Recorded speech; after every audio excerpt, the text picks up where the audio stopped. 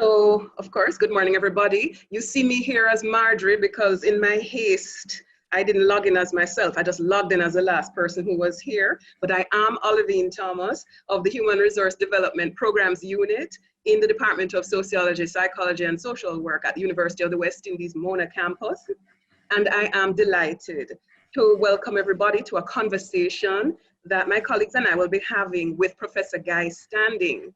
Now, a lot of you will know that Professor Standing is the co-founder of the Basic Income Earth Network, and he is a British professor of development studies at the School of Oriental and African Studies at the University of London. Professor Standing has written significantly in the areas of labor market policy, labor market flexibility, unemployment, social policy, and structural adjustment.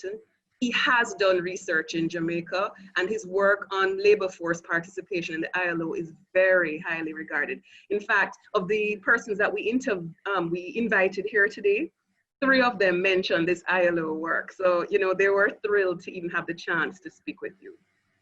But we in the HRD unit invited Professor Standing in March of this year to be the keynote speaker at our 25th anniversary conference.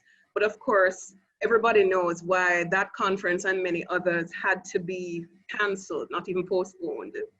And but we still wanted to hear what Professor Standing had to say. So we've invited him to address us in this, which is our annual orientation lecture.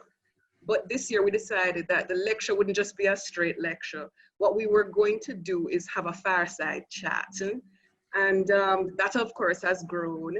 And we've invited several other persons, lecturers at the University of the West Indies and students. And so we'll have a more veranda type discussion, the kind of thing that you sit down and just share ideas with friends. So we wanted to start off. I, of course, Professor Standing and I have spoken at length about this, and he knows that I am interested to know how he applies his ideas for work for persons in human resource development and organization studies. So we'll get to that. But I actually wanted to start somewhere new, somewhere unusual for us. I don't know how many of you have been watching a video that Professor Standing has done with Massive Attack and Young Fathers. And it's getting heavy rotation.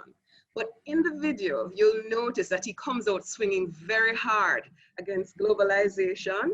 He actually names, surprisingly for me, I suppose, that the current pandemic, and for persons watching this video in another 4 or 5 years' time, I'm talking about the COVID-19 pandemic that has ruined everything for 2020. But he names that as the 9th giant that blocks the road to a good society. And he ranks that along with things like climate change, inequality, debt, stress, the loss of personal, civil, and human rights, automation, and neo-fascist populism. So, I mean, that's a very, very serious charge. So I actually wanted to start off by asking Professor Standing how he links globalization to the current pandemic and why. Well, I hope everybody can hear me, and I'm very pleased to be talking to you. I wish I were there. It's many years since I've been to Jamaica, and did research as Olivine has mentioned, and even wrote several books, including, as I was telling Marsha, a book about Jamaican women, which was unexpected in my career. And it's a country I've always loved, so I would love to be back at Mona. And it's disappointing for me, particularly, to be talking to you from a little room outside Geneva in Switzerland. But I think this is a very good time to be starting graduate studies.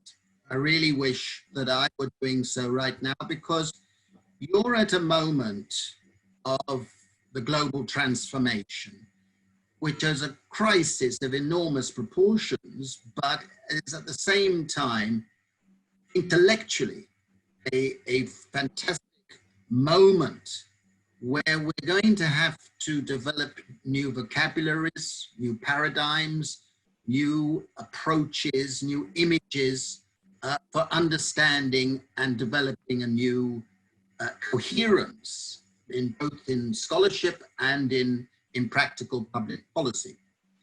And the thing that Olivine has just mentioned goes back to the work I've been doing over the past 40 years, the whole of my career, because I realized that in the early 1980s, what was started by Margaret Thatcher and Ronald Reagan and taken up by the IMF and the World Bank and the Chicago School, which we now call neo-liberalism, was an attempt to fundamentally change the nature of our economic system. It was a period in which they preferred to liberalize finance, open up markets to international capital, to dismantle the institutions and mechanisms of social solidarity that stood against the market. And they ushered in a period which has evolved, and I've written a book about the way the economic system has evolved, where we saw a gradual development of a domination by finance, by Wall Street, City of London, and elsewhere. And this has created a globalized economic system, which I've called rentier capitalism. Most of you are not economists in this conversation, but essentially what this has meant is that more and more of the income and wealth being generated all over the world has been going to the owners of property, physical, financial, and intellectual property. And less has been going to people who perform labor. And that's the theme of the video that Olivine's just mentioned. And the essence of what has happened is that as this structural shift has taken place, the old income distribution system of the 20th century has broken down. And we have a new global class structure. The class structure that's emerged has a plutocracy at the top, disgustingly, obscenely wealthy billionaires, multi-billionaires, who've been doing fantastically well, incidentally, out of this pandemic. Their wealth and income has been shooting up, while most of the world income has been shooting down. And then underneath them is an elite serving their interests, both of which are gaining from property income. And then you have a salariat. Very few of you will be entering the salariat. But when I was a student, it was presumed that if you went to university, if you had a second degree in particular, you would be taking a stable career opportunity, stable employment, rising incomes, increasing non-wage benefits, and so on. But the problem is that actually it's reversed, and the proportion of the world's population, even those with high degrees, are not part of the precariat, not part of the salariat. Underneath that is the old proletariat. And it was actually a lot of my earlier work, including the book on Jamaica, was looking at how people were pushed into the precariat, into the proletariat, and were having lives of manual labor, but with rising non-wage benefits, and were expected to be staying in stable jobs. That's disappearing as well, all over the world. It's not something unique to Jamaica or Britain or Japan, it's everywhere. And below that is the group that I've been writing about a lot in the past 20 years, which is Precariat. And I want to warn you all that in 5 years' time, or whatever number you wish to choose, a lot of you will be in the precariat. So it's important for you to realize what it is, because it's the new mass class in the world. And in 2011, I wrote a book called The Precariat, the New Dangerous Class. And the thesis of the book was that unless we had a realization of what the precariat is about, and who is going to be in it, we are going to see a real social, political, and economic crisis. That book has been translated into 24 languages and has led me to be invited to give lectures on it, of over 500 lectures in over 40 countries around the world. It's a global phenomenon. And every single day, even now, I receive emails from some people around the world, from different parts of the world, saying, this book is about me. This book is about me because I am part of the Precariat.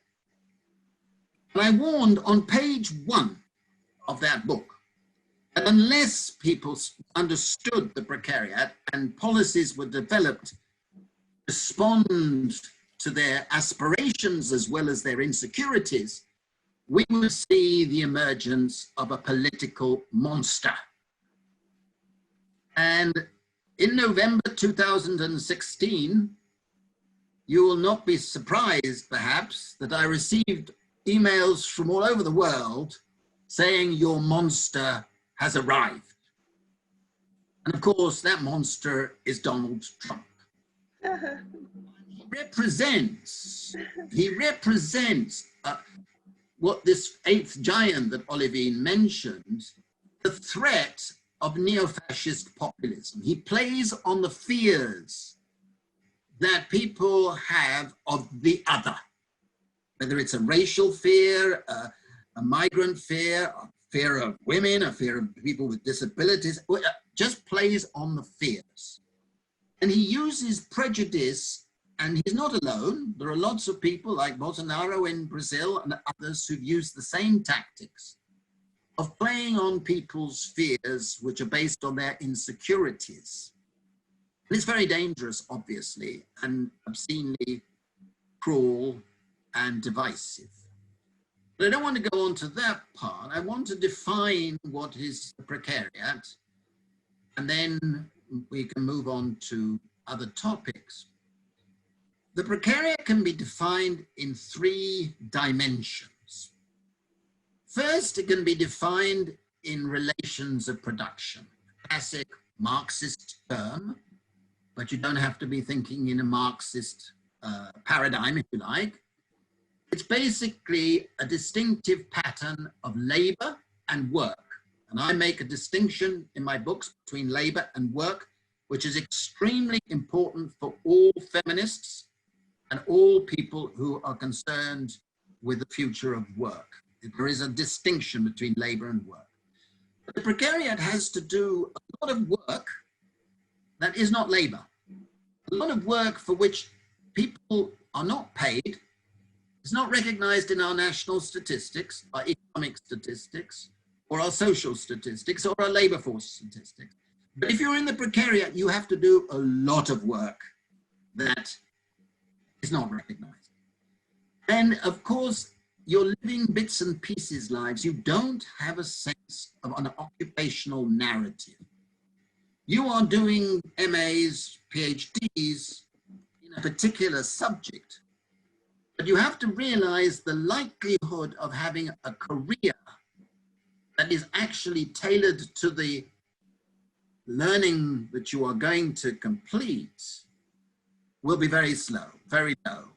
The probability is you'll have to adapt and be flexible and have to do different forms of activity, combine activities. And the people emphasize that the Precariat has unstable labor. I don't like the term precarious work or precarious labor for a reason I'm about to come to. It's unstable labor, insecure labor, and that's not the same thing. And the second dimension is that the Precariat has distinctive relations of distribution. What that means is that they have to rely almost entirely on money wages. They don't get access to non-wage benefits, like pensions, like paid holidays, like paid medical leave, and that sort of thing, which is worth a hell of a lot, of course. And they don't get access to rights-based state benefits. And at the same time, they're exploited off the workplace, outside labor time, often by forms of rent by losing to short-term debt and so on like that. Exploited by debt. And that's part of the system, not an accident. And the third element, for me, is the most important, which is if you're in the precariat, you have distinctive relations to the state. What that means, and I think this is a very important area for postgraduate research and academic research by all of us, is that you're losing the rights of citizenship, even in your own country. More and more people feel they're losing social rights, they're losing economic rights, they're losing cultural rights, they're losing the rights to be a citizen, the right to have rights, as Hannah Arendt famously put it. And this leads to the critical point about being in the precariat. The original word stems from the Latin to mean to obtain by prayer. What this means is that you have to be asking for favors. You have to be asking your parents, asking your partners, asking your landlord, asking a bureaucrat, asking employer for favors in order to be able to survive. And the key word here is you are a supplicant. That for me is the most critical part of being in the precariat. Now, at the moment, the importance of understanding the precariat is that it's split. It's split into some people who I call atavists, people who are looking backwards. They feel they've lost the past. Those are the people that Trump and Bolsonaro and Boris Johnson and others play on to get their support. And these people tend to be less educated. And therefore, they listen to the sirens of populism. The second group, quite different, I call the nostalgics. The first people think they've lost the past. The second feel they don't have a present. They don't have a home anywhere, be it in Jamaica or London or anywhere. Wherever they are, they feel they don't have a home. These people won't vote for populists. They keep their heads down. They have to survive. The trouble with them, for them and for society, is that those people are not voting. They're not participating in the mainstream of society. They're not helping a progressive agenda. They're not standing up to the forces of inequality and so on. The third group is made up of people like yourselves. I call these the progressives because so many millions of people are going to university and college, and they come out after their parents and their teachers and their politicians at local and national level have promised that if they go to university, they will have a career, they will have a future. And they come out with debt and they feel they don't have a future. Now, this group will not vote for the populists. They're not fools. They've got sufficient education to understand those who play on fears for their own dirty politics. They won't go backwards either and vote for old social democrats. That's why I keep telling trade unions when I'm addressing trade union groups. I said one word often I can drive a precariat audience to rush for the bar to get a beer or something is to talk about trade unions, because the precariat is disgusted by the unions not standing up and understanding that they must forge a future that resonates with the progressive part of the precariat. It's important to understand at this point that precariat are not just victims. The great advantage in not feeling that you want to be in a full-time, stable, boring job for 30 years or 40 years. You don't have the false consciousness that your job, your current job, is the most important thing in your life. It isn't. The progressive part of the precariat doesn't suffer from a sense of false consciousness. It understands the alienation, it understands the sense of anomie, which everybody should study, and the sense of hopelessness in your job, but it also understands that we can stand outside and build our future and help build a better society. Now, if you think of the growing precariat, and this pandemic is creating a much larger precariat, much enlarged, much more insecure, then you come back to those 8 giants. Rentier capitalism and the new class structure has generated these 8 giants, and they are blocking a good society. Inequality, wealth inequality, much more than income inequality, chronic insecurity for millions and millions of people all around the world. It's a pandemic in itself. Growing private debt, so many millions of people, not only in the precariat, but increasingly in the precariat, know that they're on the edge of unsustainable debt. And this pandemic is tipping them into homelessness and potential suicide and so on. And that leads to the next giant, the sense of stress. The sense of stress is a pandemic, and we need policies to address the stress that causes rising morbidity, deaths of despair, and makes people less resilient to the pandemic and COVID-19 and other pandemics that will come. The next giant is precarity, this sense of loss of rights. Then you have automation, the robots. So many people are fearful that we're all going to be thrown out by AI and automation. I don't believe so, but it's increasing inequality. And then you get to the 7th giant. And I've argued in this new book, Battling 8 Giants, that this 7th giant is the one that will tip millions more across the world into supporting basic income. And of course, it's the threat of extinction. I hope every single one of you will participate in the Extinction Rebellion. We need to stand up and fight the disappearance of the species, global warming, pollution, and the deliberate avoidance of a strategy to roll that threat back. We need eco-taxes, but we can only have eco-taxes if the income is recycled to people who are paying from a position of insecurity, because otherwise it will merely increase inequality and lead to resistance.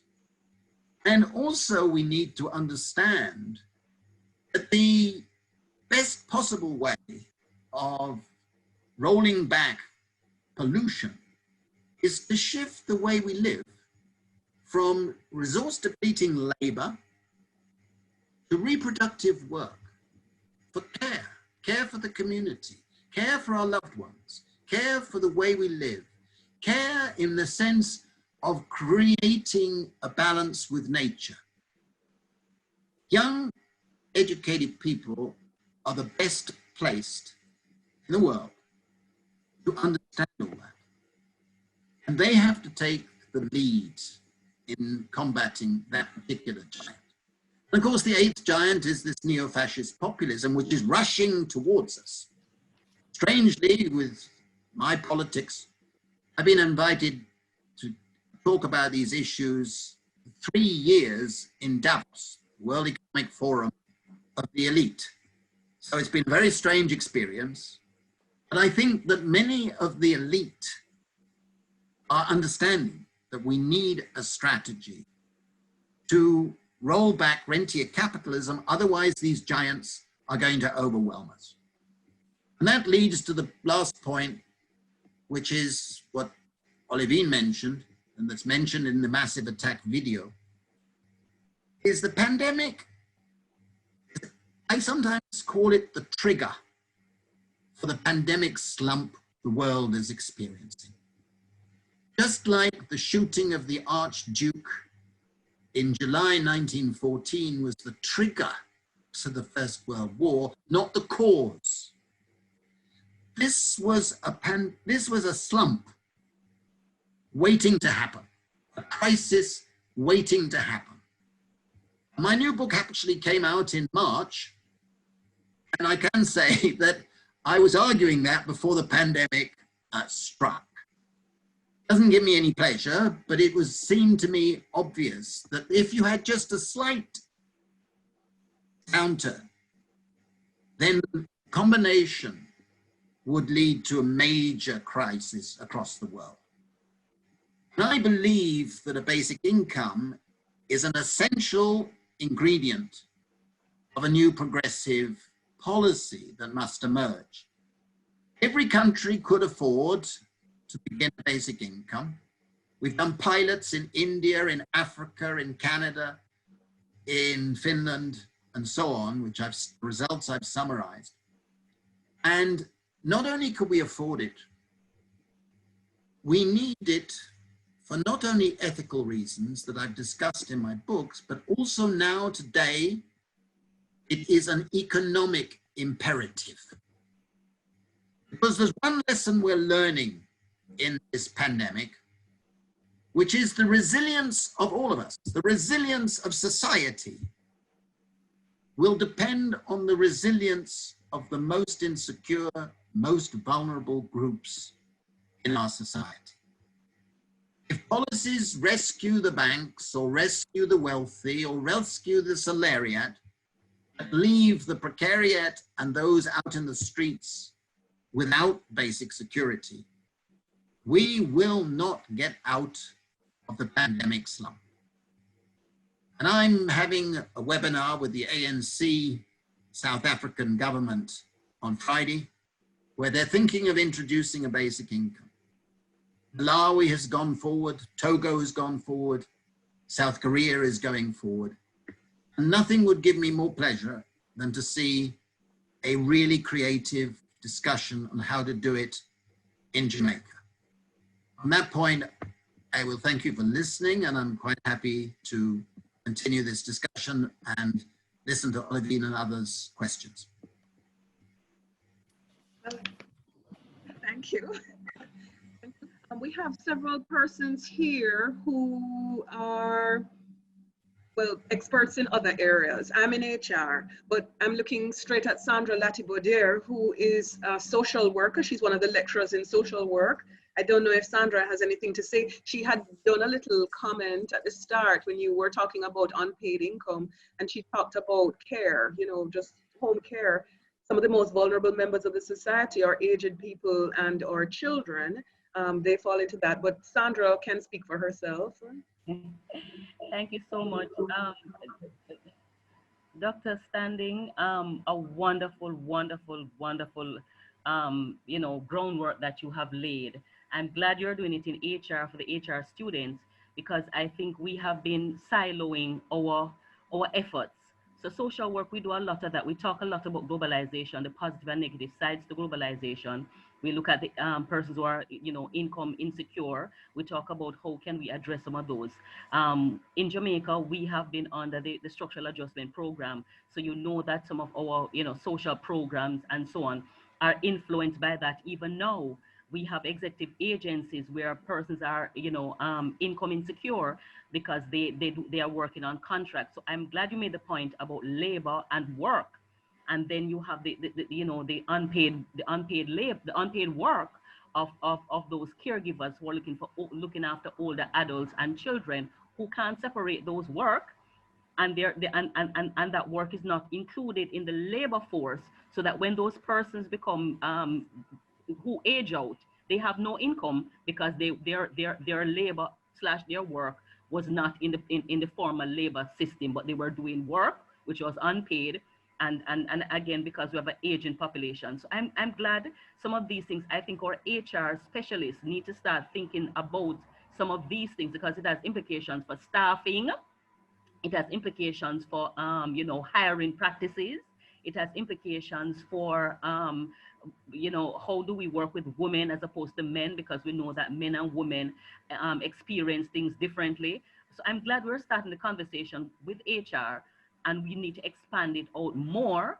And Olivine, thank you so much for inviting me. I would go on and on, because this area for me is very important, because we look at the vulnerable. So we work with vulnerable populations. We work with persons who have disabilities, who, disability across the spectrum, intellectual disabilities, those that can't work, families who are taking care of children with disabilities, who, have minimal support.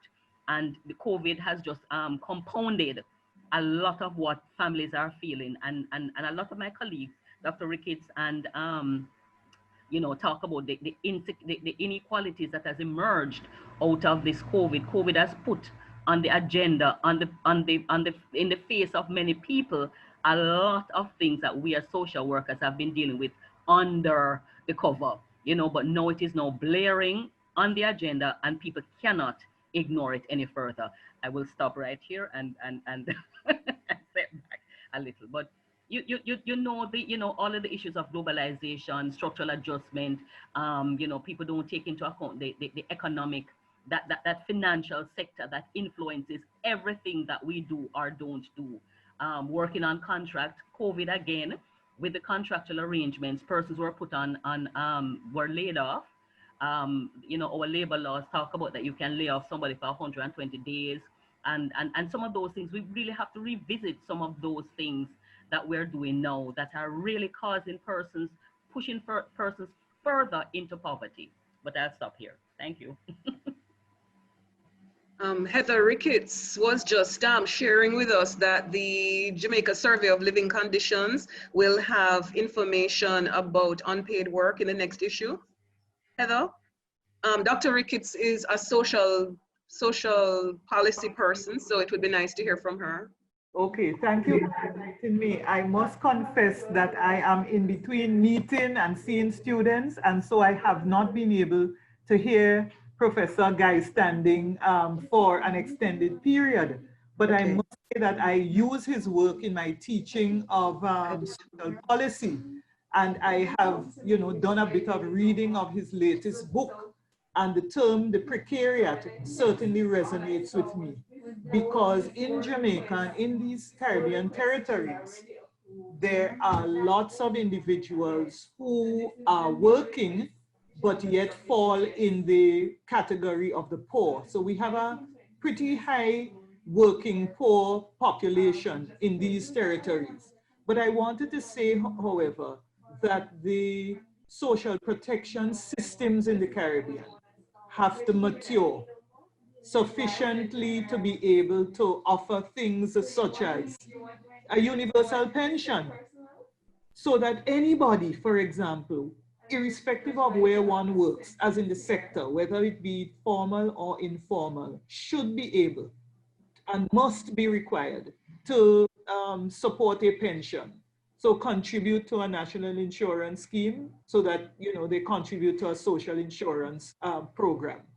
And so I would say that social protection systems in the Caribbean can do far more and have to mature to be able to assist many who are in the informal economy and fall in the ranks of the working poor. I'll stop here for now. Okay, and Professor Skoberg, Iris Skoberg, she wanted to say something. She is public policy and management. Thank you. Good morning. But I think Disraeli's hand was up before me, so I'll allow him to go and then I'll go after him. Thank you very much. This is of interest to me. I am from I would say from the old school, from the 70s, where during those days we had an interest in transforming society, understanding the exploitation of the poor. But 40 years after, there's little to show that we have made any significant improvement in terms of the quality of life of the ordinary persons. It is of interest that you suggest a basic wage, which would be treated as a right. There was one of the contestant in the Democratic Party in the United States who promoted a similar idea. I think the response was limited, to say the least. But this is an idea that we need to promote. But the question is, do you see the class in control, the Trump class, them making any concession at all to what is being demanded now? And what it is that you feel can be done outside of a revolution, which I don't see as a real possibility now. A revolution would mean taking up arms. Of course, Trump has shown that he is willing to use the military to suppress any attempt by the ordinary persons in America to demonstrate their concern and challenge what is happening in that country. My own view is that that position will be demonstrated right across the world.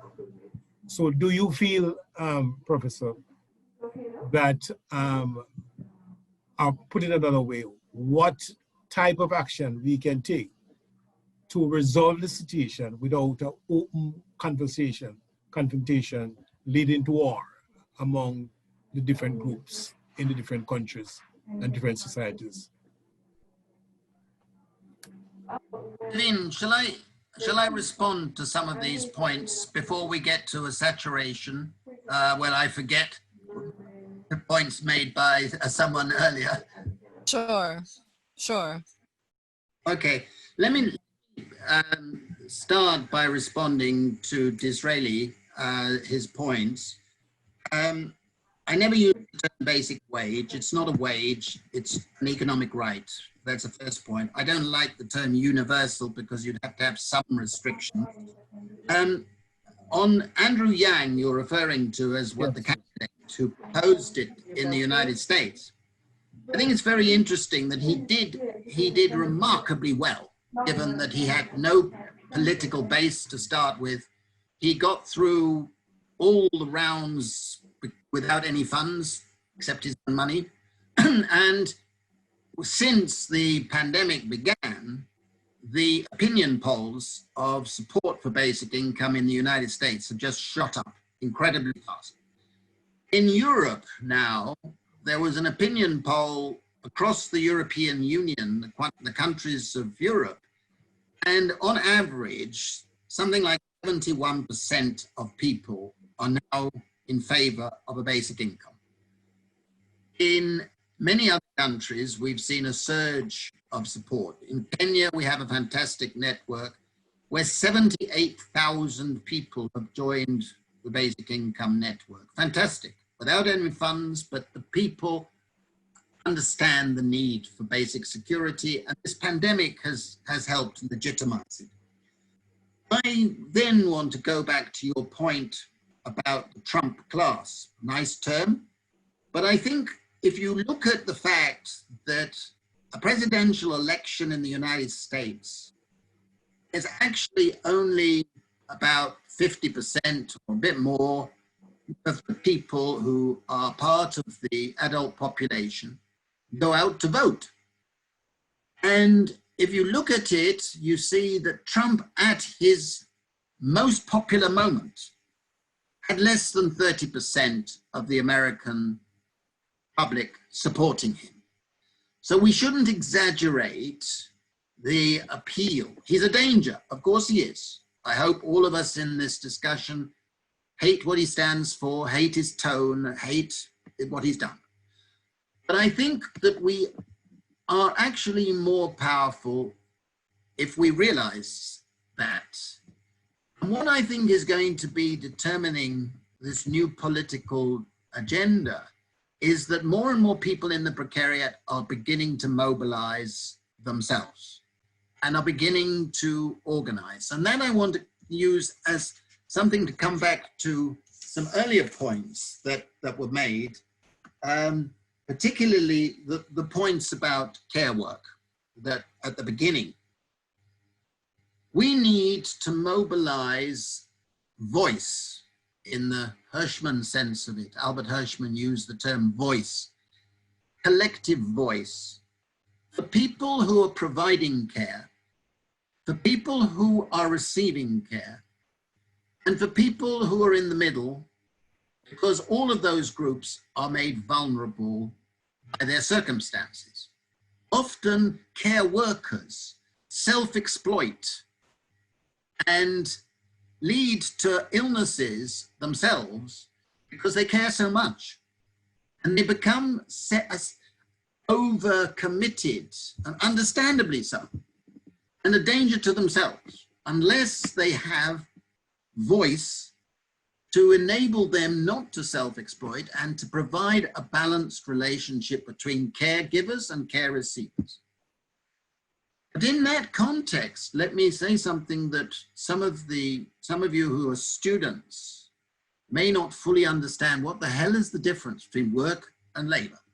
Labor is what you do for money and you're paid for it. And if you do paid labor, it will be measured in the economic statistics of Jamaica or wherever. But if you do unpaid care work or unpaid voluntary work, it doesn't get counted as work at all, and it's not in our statistics. So we have the absurdity that a woman who is caring for her own children is regarded as economically inactive, not working. Whereas if she goes out and cares for somebody else's child and is paid for that, she's working. Well, of course, both things are work. And our statistics are a disgrace. And every feminist, and I hope we're all feminists, should be standing up and saying our statistics should be fundamentally overhauled. Now, in that context, let me talk about work in the Precariat and give you an example. Because I think half of you will find what I'm about to say is a bad joke in a couple of years' time. If you're in the Precariat, you can be expected to have multiple jobs in the course of just a few years. Most of those jobs will be short-term, and you'll have to apply for other jobs. It turns out that many in the Precariat in numerous countries have to apply for thousands of jobs. Thousands, not hundreds or dozens. And in the process, they have to go through recruitment procedures, which are becoming more and more algorithm driven.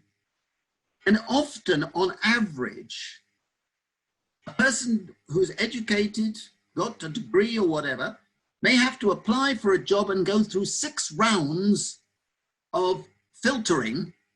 First you apply, then you may be shortlisted. If you really knew, that would be 6,000 people.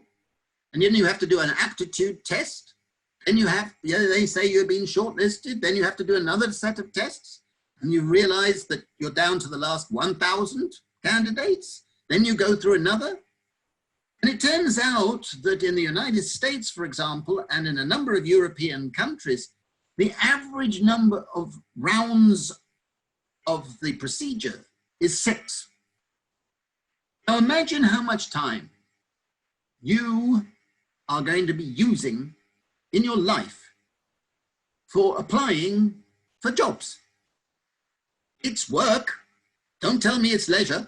Don't tell me that it's enjoyable. It's stressful. But that is the reality. Now, you could deal with that.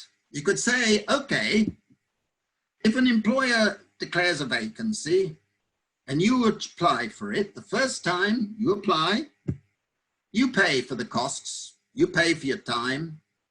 But if then the employer says, I want you to do this test, this test, this test, the second round, you say, well, I would like a little modest payment to be paid for the applicants.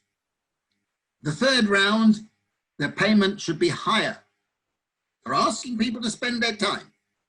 okay? I bet you, and then you can continue that process. I bet you, if you did such a simple policy, very quickly, the professional recruitment practices, the HR practices, would be improved enormously because they would want to spend less money. That's just one example. A lot of others applying for benefits, applying for this and everything.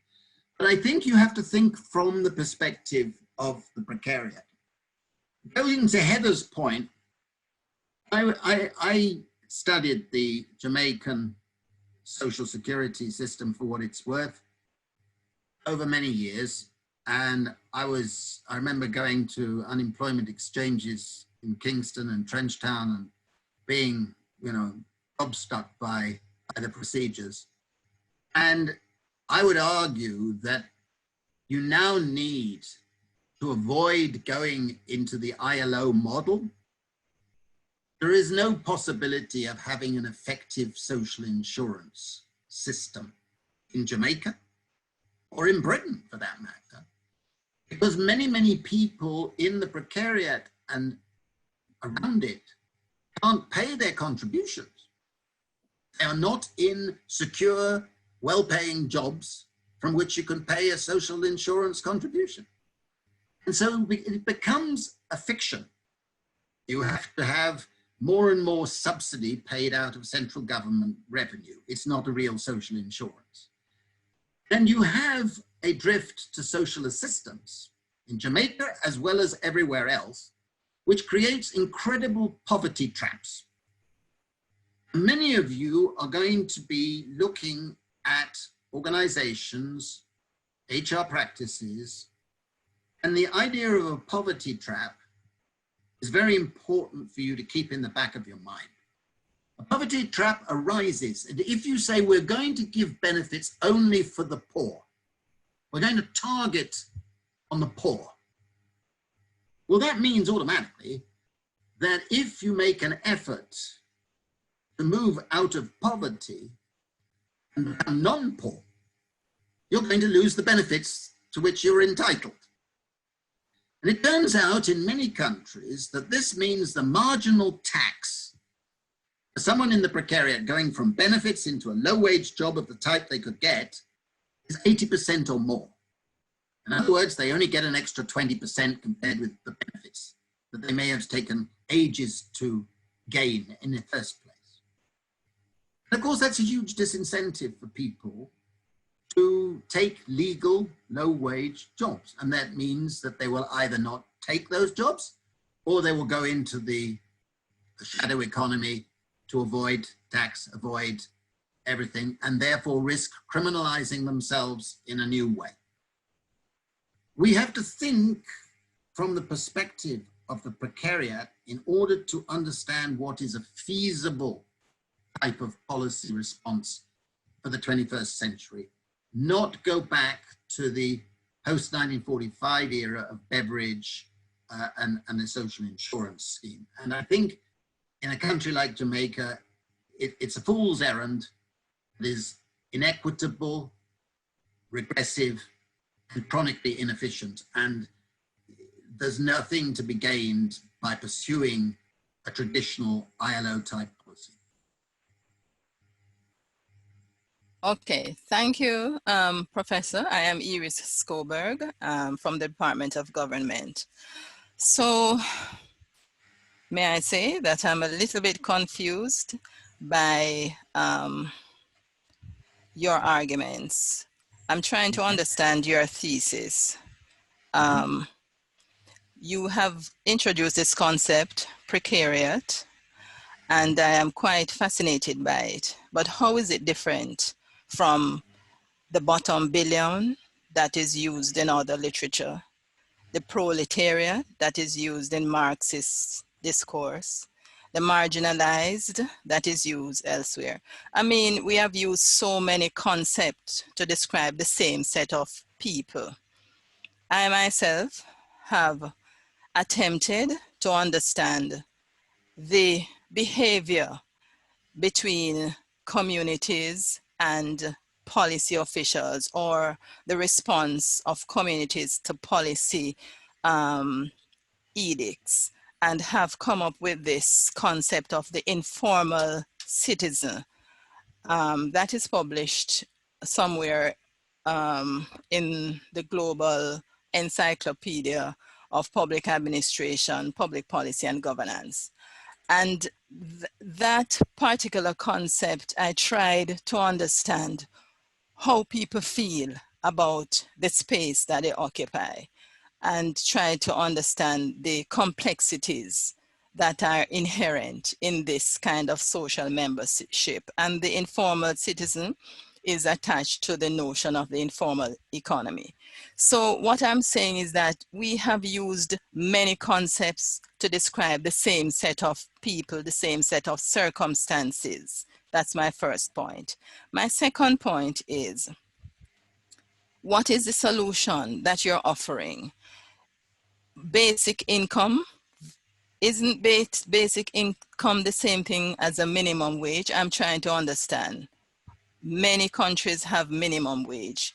Rich countries, poor countries. What is the difference? Income is earned assets. It can be passive, it can be active. Wage is what you're paid. So what is it? A basic income is a right, but how do you assume a right and you don't exercise responsibility? I am trying to understand the connection that you're making there. So we have minimum wage in the Western Hemisphere. What is it that is different with this idea of the basic income? Thirdly, you seem to be bordering on socialist ideas, I think. That is my interpretation, based on your response that the state should deal with these people, the precariat should respond to them. So it seems to me we're moving towards a socialist response, but socialist response in this period seems to engender different responses from groups. So is it a socialist response?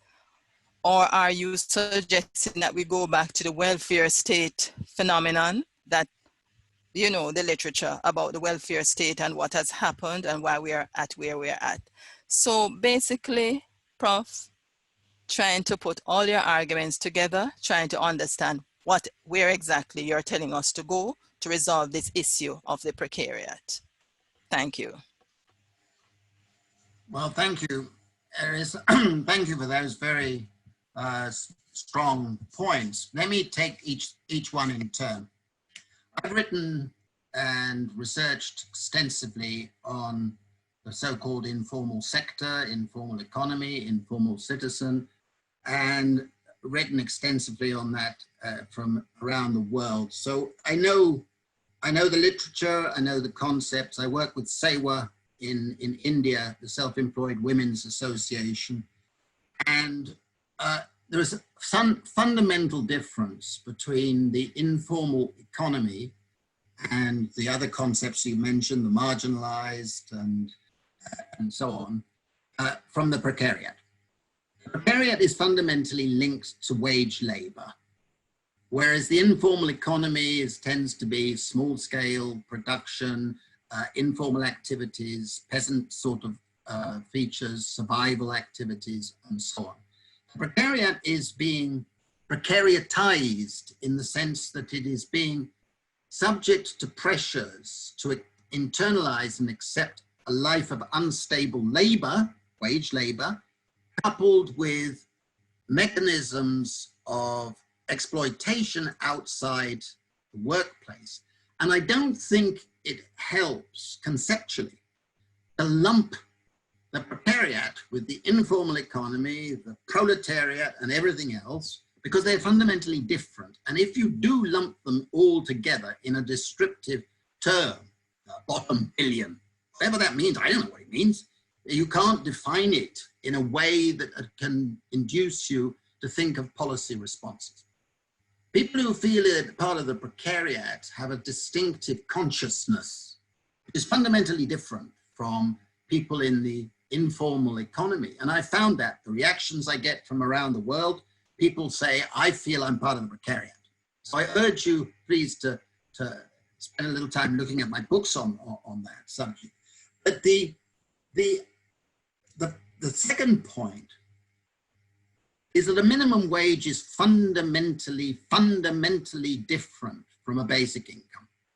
Minimum wage is you set a standard of minimum for any job. It's got to pay so many dollars and you've got to pay more than that. And that's the minimum wage. It's for wage labor. And in many countries, you have a different wage labor for young people and for others. Basic income has nothing to do with that. Basic income is you pay every person, every legal resident in the country, a minimum modest monthly amount in cash as an economic right. Now, that is fundamentally different. It's individual, it's unconditional, and it gives people basic security, and it's a matter of common justice. And it's also a way we can help dismantle rentier capitalism. A minimum wage won't dismantle anything.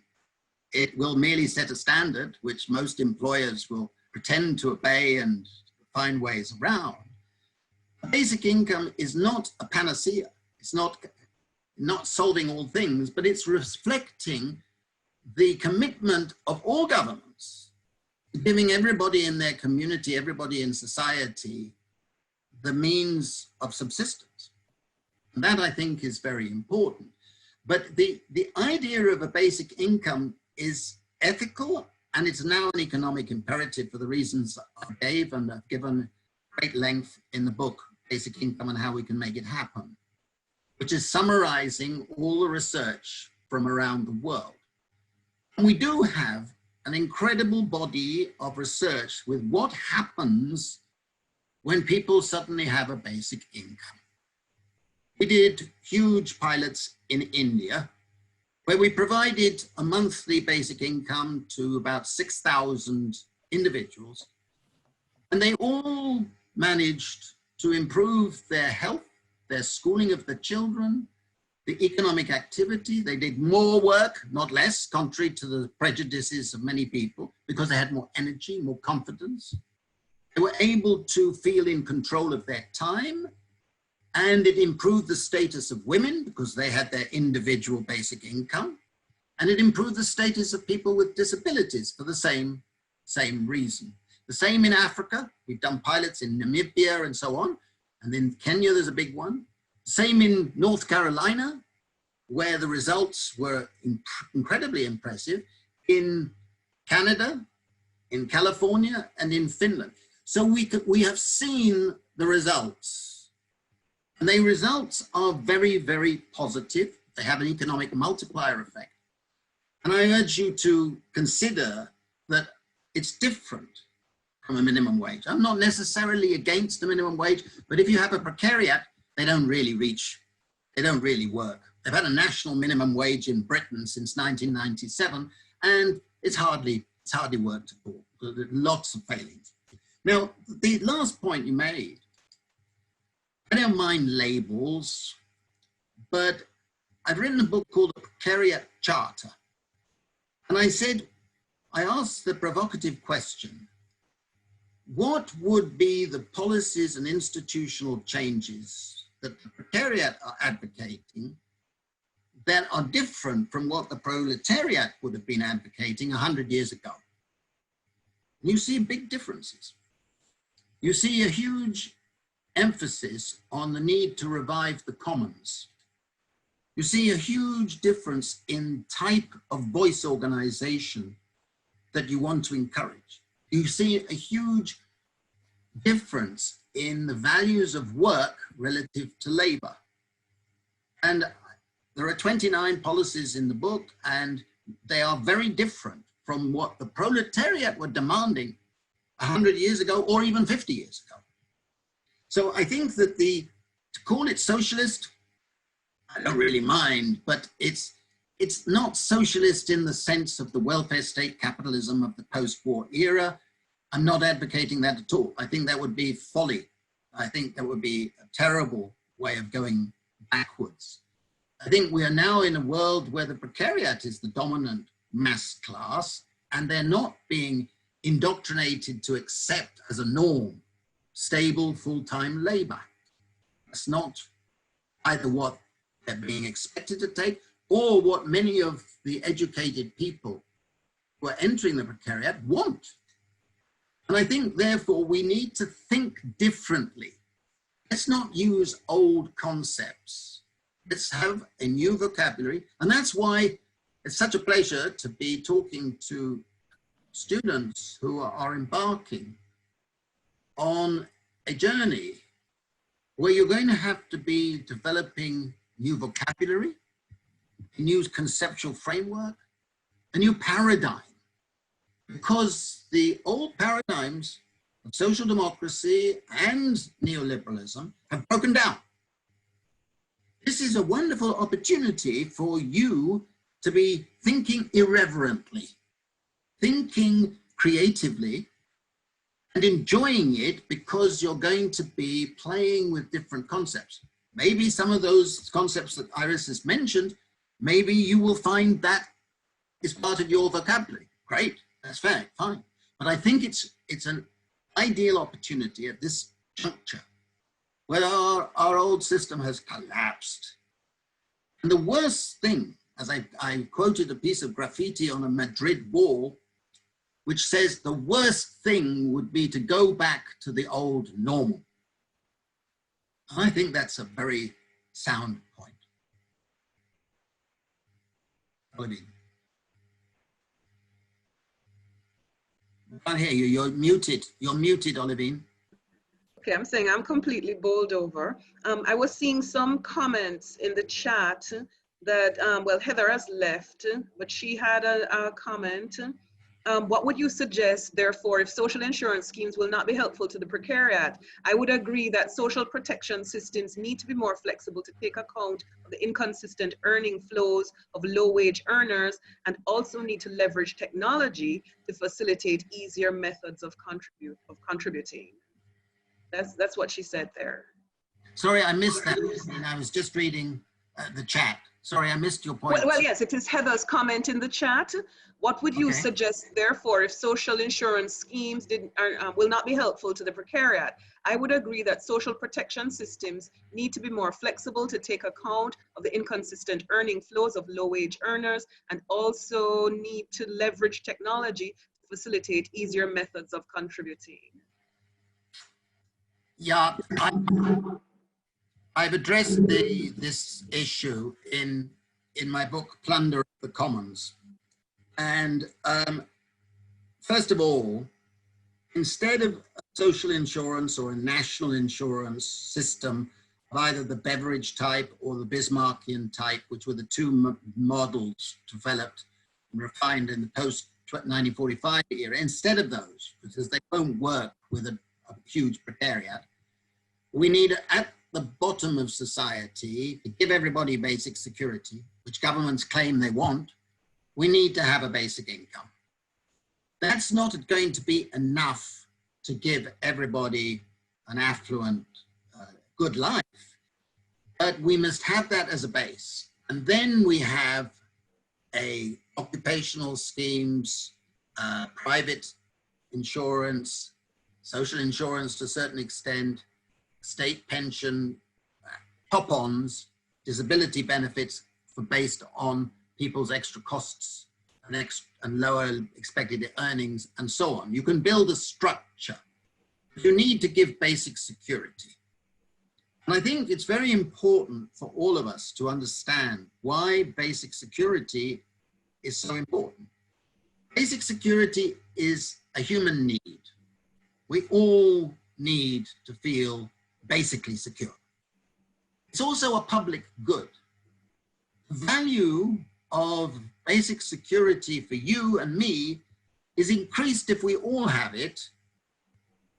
And it's very easy to show why that is the case. The value of everybody being secure is incredible. But also psychologists have taught us, and the evidence is overwhelming, that people who suffer from insecurity suffer a diminution of the mental bandwidth. Your IQ goes down.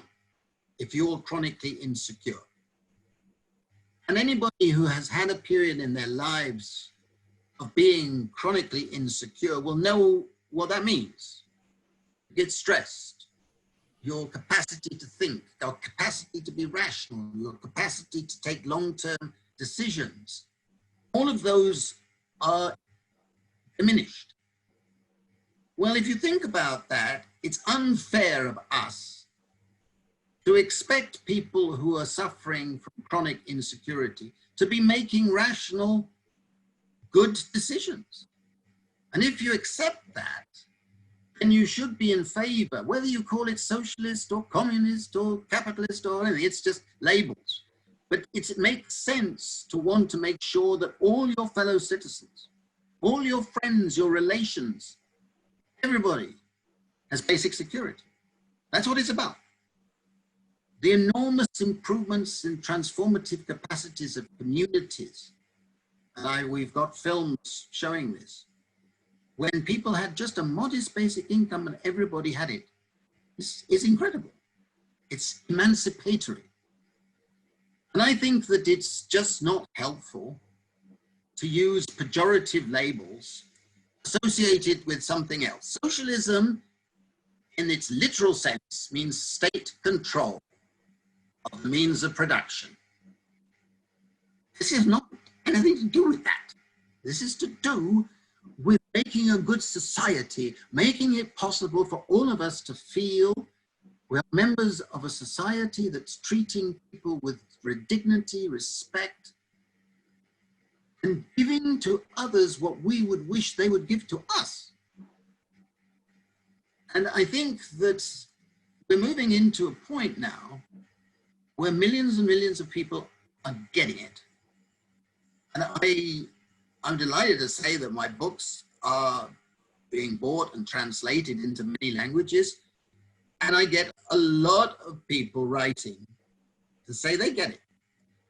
Now that gives me pleasure, but it will only give all of us pleasure if we move strongly in that direction.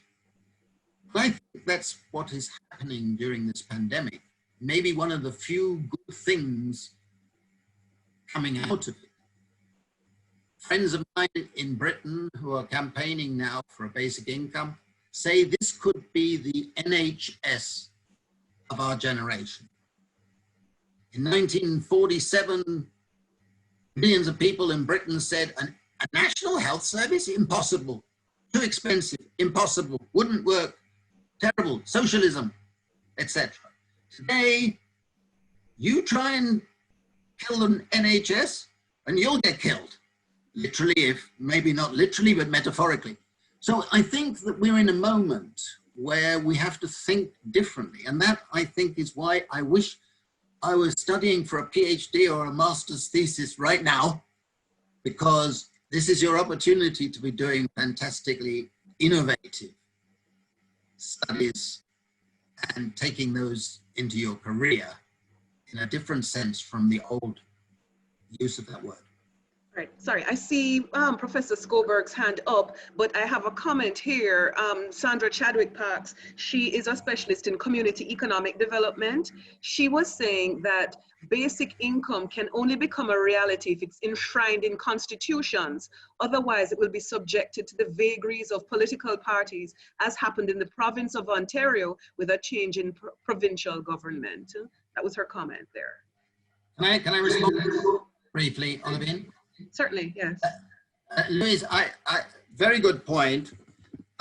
What I've advocated in my books is that you would set up an independent commission outside Parliament, outside control of the political parties, that would determine the level, changes in the level, and how funding, etc., is managed, and set up a national capital fund along the line of Alaska or the Norwegian capital fund, with contributions like eco-taxes and land value taxes, and build up that fund to pay for a rising level of basic income.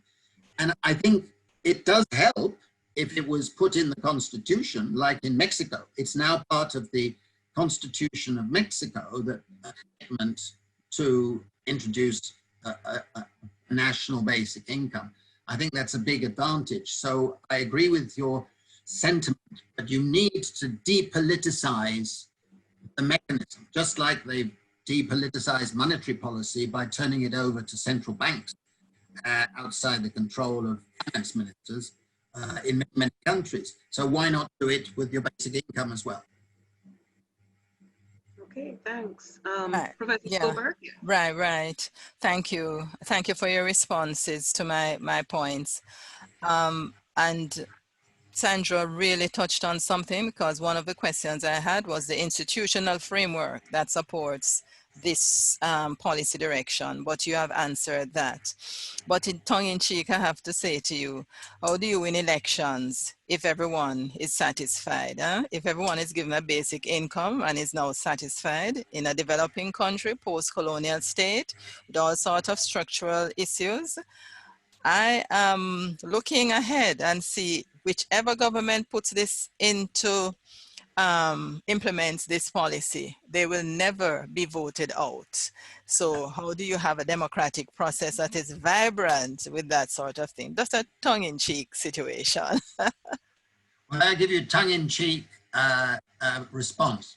I believe that what will happen is that once a party introduces it, very quickly other parties will say, yes, we want that. Now we've got it, let's focus on other things. And I think you would have a very quick return to democratic politics, and actually improve democratic politics, because it will take out this populist appeal playing on people's fears. But I don't think that people will be content with a modest basic income. It's going to be a third of subsistence or half of subsistence. People want to improve their lives. Once you've got a basic income, then you want to move forward for your children, for your loved ones, and your community. And I think that then people will be working for other benefits. So I'm not worried about that. Let's worry about the immediate future, and the longer term future will look after itself. But right now we have a pandemic crisis of enormous proportions. Unless we have something like a basic income, we will not get out of it. That is my firm belief, and it's got nothing to do with any slogan or anything like that. We need to remember that the security of all of us depends on the security of the weakest groups. Okay, thank you. I would also like, yes, to hear from the students. Do any of the students have anything to say? Marsha was on early on the scene. Anything, Marsha? Any of the students brave enough to step forward? Alicia, I see Alicia here. Olivine, while Alicia is coming on, may I ask Prof to refer me to one of your books that I will purchase immediately, one that just gives me a broad view, because I really like the arguments and I'd like to introduce it to my course. So you can send it in the chat, or tell Olivine and I will get the information. No, say it out openly. Say it out openly, please. Well, I think, Iris, that I would recommend first that for students, I think the Precariat, because it's Precariat. the new dangerous pride. That's the first book that I wrote on this particular subject of the Precariat, because that's something that is appropriate for the youth, if you like. Thank you. I think for all of us, my basic income and how we can make it happen, which is published by Penguin. It's very cheap. It's not cheap in quality, but it's cheap in price. and it's also published by Yale University Press. But being the Yale University Press, they wanted to give it another title, which is called Basic Income, A Guide for the Open-Minded. That was my suggestion. And so it's published in the US and it's published in Britain. It's been translated into many languages as well. So I think for you, given your the questions you were asking, I would say that. Thank you. I hope one of the students will come on, but I still wanted to read another comment from Dr. Chadwick Parks. She said, in April 2017, the then Liberal government of Ontario piloted the Ontario Basic Income Program. It targeted 4,000 persons for 3 years at a cost of $150 million across the province. A change in government in 2018 led to the pilot being scrapped, despite results that people receiving the basic income continued to work and were able to move into better jobs. The new progressive conservative government argued that the basic income program was failing to help people become independent contributors to the economy. Furthermore, the eco-taxes instituted by the previous government to deter economically destructive behaviors were also dismantled by the provincial government, the progressive conservative government. I respond to that? Because I've seen your videos on India and they go against what this is saying here. But our government is saying. I'd like to respond to that. There are very good points there. I was involved in early stages of the Ontario pilot. And it's interesting that the right-wing party, during the election, they said, we will keep the basic income pilot going. And they did that because it was proving very popular. The first week they got into office, the new minister scrapped it. That was classic dishonesty. But it indicated that the pilot was gaining a lot of public support. It was proving to be very successful. And some of the data, even though the government tried to suppress the evaluation data, the data have been collected, filtered out, and have shown that there was a huge improvement in people's health, stress, and so on. And I think that this was a very successful opening gambit, because now we have a huge Canadian network promoting basic income. There's huge support. Trudeau, the Prime Minister, has said he thinks it will come. The Foreign Minister has told me herself that she thinks it will come. And I think that it's going to be linked to carbon tax. In British Columbia, we're seeing the idea of carbon tax plus carbon dividends, which are a form of basic income. So I am actually not disheartened by what happened in Canada. Notice that they only got rid of it through dishonesty. And you know, that you can't deal with corrupt politicians other than to get better politicians. And many young people who are going in the Precariat are going to be making good politicians in the next few years, I bet. All right, some of the students are chickening out, you know. They're just saying that the discussion is interesting and all of that. But, well, then maybe we could ask one of them, because we wanted them. Oh, that's unfair. Well, no, the thing is, we wanted to broaden the thinking of the HR, the future HR practitioners, the future OB researchers. So I don't know if any of them wanted to even tell us how they thought that they might want to apply this. I mean, it is a learning thing. It is our orientation discussion. So to hear from a student or two, I would really be happy. I'll even buy you a textbook, who knows? I think this is a very interesting topic for HR professionals, because as an HR professional, you have to be aware of the social issues that exist.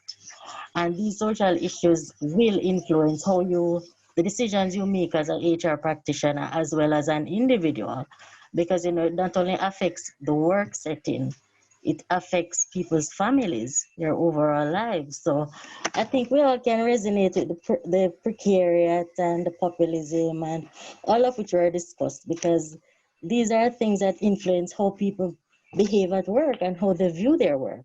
One of the things that resonated with me was when he said that, you know, people are working and, you know, they don't, I'm paraphrasing, they're not seeing a future, they don't know how, you know, working is fulfilling their needs. So I think this is very relevant to HR. So it's a very good presentation and discussions on my part. Thank Excellent, you, Tom. Alicia. Excellent. Yes. You're welcome. Excellent. Anybody else? Camille? Well, unfortunately, we lost. Okay. If Yes? not, I can wind up. If Well, I not, was just thinking, unfortunately, we lost a couple of our HR lecturers. They had to leave. They just made some comments and said they're goodbye, joining but the Precariat. They're joining the Precariat. So yeah, that's it's all. going on. So, Well, Olivine, at this point, we've been talking for an hour and 20 minutes. I'm sure everybody would like to go and have a drink or something. And I would just like to thank all of you, especially the students, for listening. I hope you found it of interest. And I want to wish you every possible success in your studies and in your futures.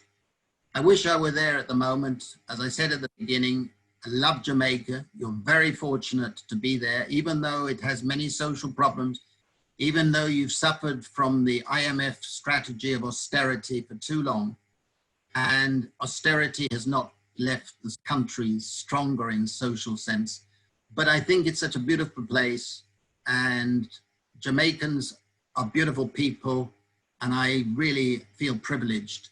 I've spent years, not only in Jamaica, but Guyana and Trinidad, and I regard the Caribbean as a beautiful part of the world, not just for the scenery and the beaches and everything like that, but for the culture, the sense of culture that you represent, which is very distinctive.